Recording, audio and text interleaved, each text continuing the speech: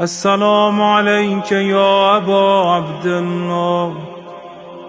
السلام عليك يا ابن رسول الله.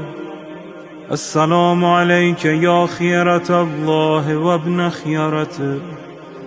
السلام عليك يا ابن أمير المؤمنين وابن سيد الوصيين.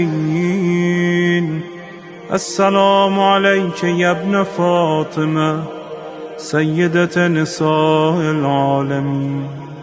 السلام عليك يا ثار الله وابن ثاره والوتر الموتور. السلام عليك وعلى الأرواح التي حلت بفنائك. عليكم مني جميعا سلام الله أبدا ما بقيت وبقي الليل.